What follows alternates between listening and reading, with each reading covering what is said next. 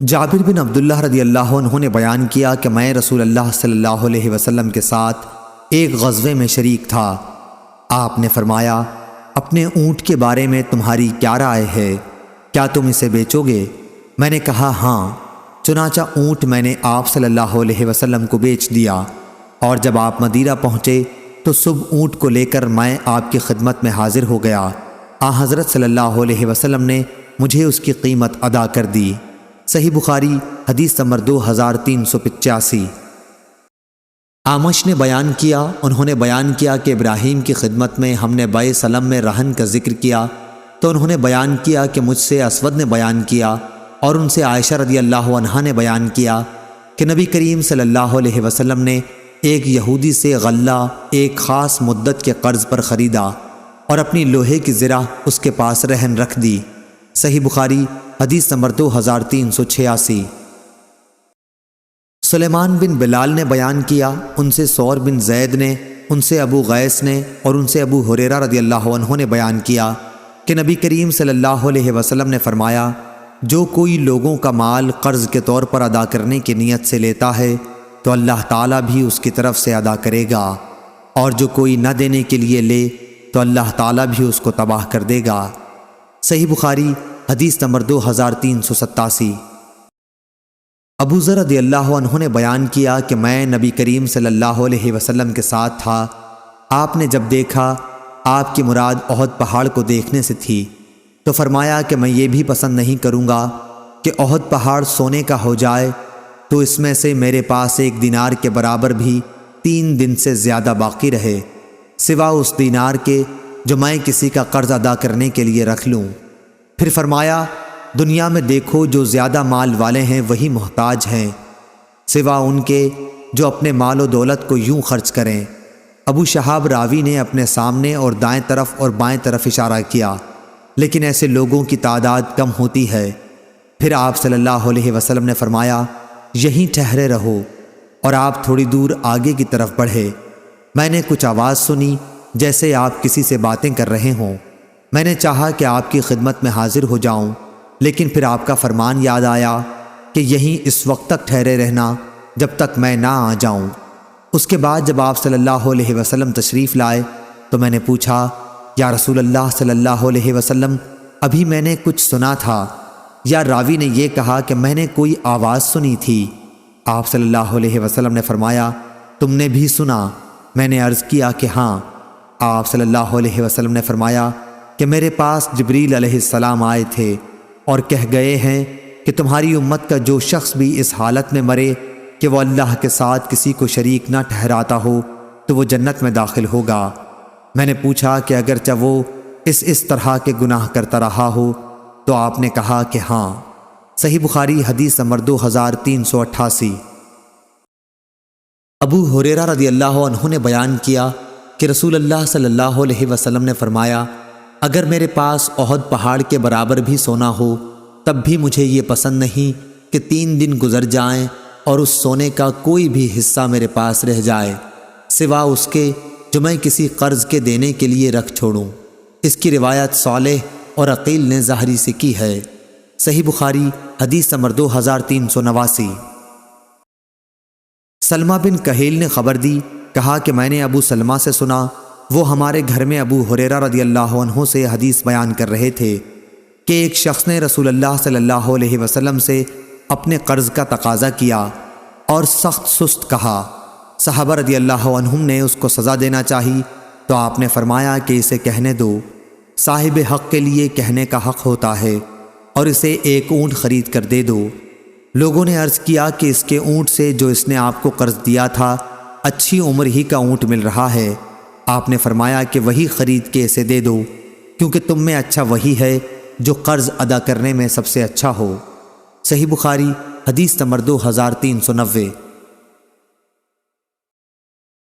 شعبہ نے بیان کیا، ان سے عبد الملک نے، ان سے ربیع بن حراش نے اور ان سے حذیفہ رضی اللہ عنہ نے بیان کیا کہ میں نے نبی کریم صلی اللہ علیہ وسلم سے سنا، آپ نے فرمایا کہ ایک شخص کا انتقال ہوا، قبر میں اس سے سوال ہوا، تمہارے پاس کوئی نیکی ہے؟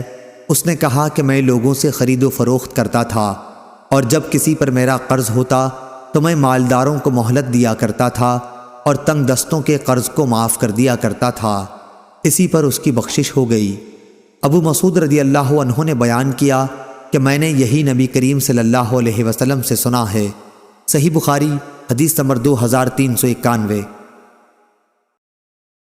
سلمہ بن کہیل نے بیان کیا، ان سے ابو سلمہ نے اور ان سے ابو ہریرہ رضی اللہ عنہ نے، کہ ایک شخص نبی کریم صلی اللہ علیہ وسلم سے اپنا قرض کا اونٹ مانگنے آیا تو آپ صلی اللہ علیہ وسلم نے صحابہ سے فرمایا کہ اسے اس کا اونٹ دے دو۔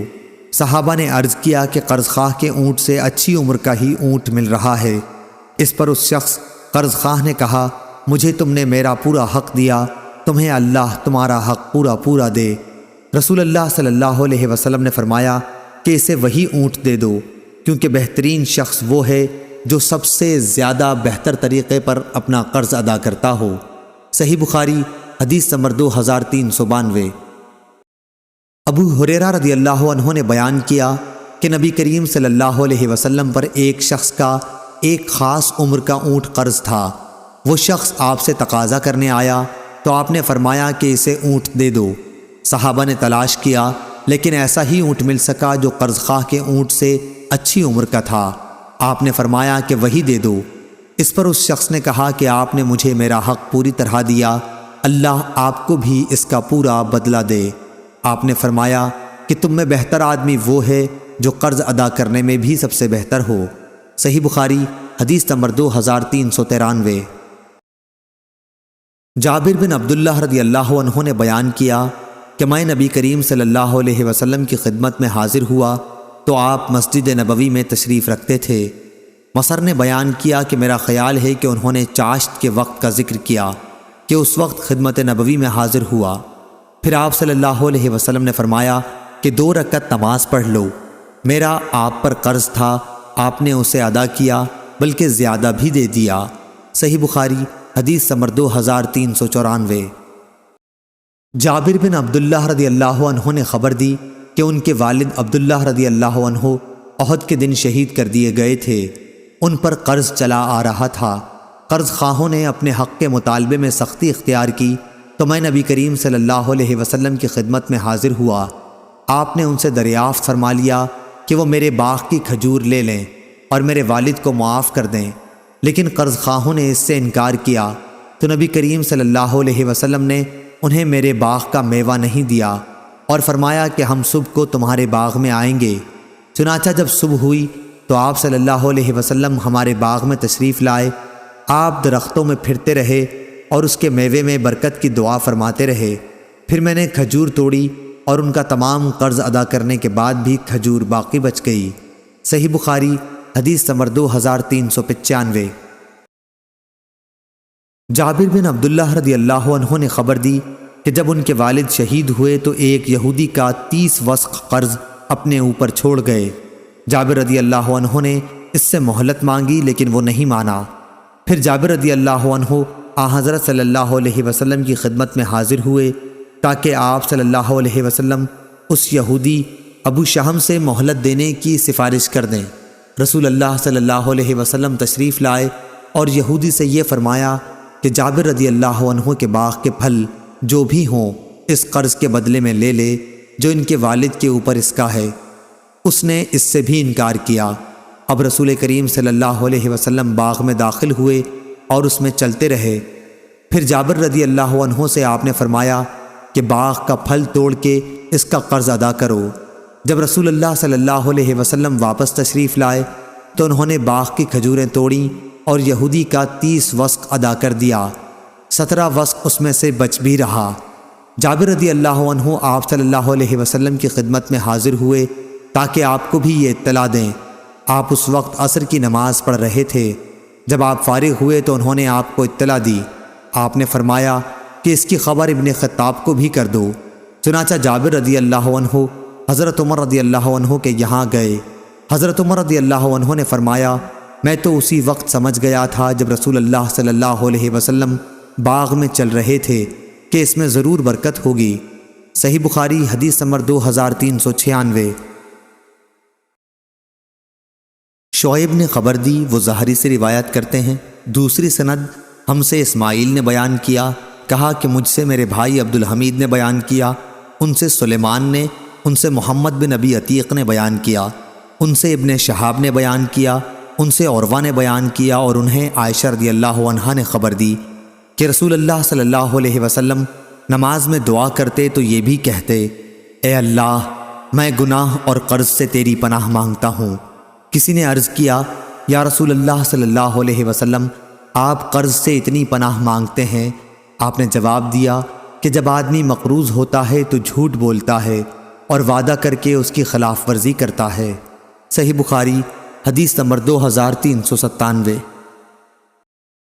شعبہ نے بیان کیا، ان سے عدی بن ثابت نے، ان سے ابو حازم نے، اور ان سے ابو ہریرہ رضی اللہ عنہ نے کہ نبی کریم صلی اللہ علیہ وسلم نے فرمایا، جو شخص اپنے انتقال کے وقت مال چھوڑے تو وہ اس کے وارثوں کا ہے، اور جو قرض چھوڑے تو وہ ہمارے ذمہ ہے۔ صحیح بخاری حدیث نمبر 2398۔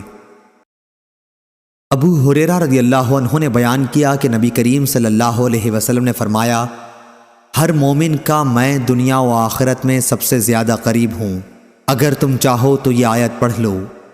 نبی مومنوں سے ان کی جان سے بھی زیادہ قریب ہے، اس لیے جو مومن بھی انتقال کر جائے اور مال چھوڑ جائے تو چاہیے کہ ورثہ اس کے مالک ہوں، وہ جو بھی ہوں، اور جو شخص قرض چھوڑ جائے یا اولاد چھوڑ جائے تو وہ میرے پاس آ جائیں کہ ان کا ولی میں ہوں۔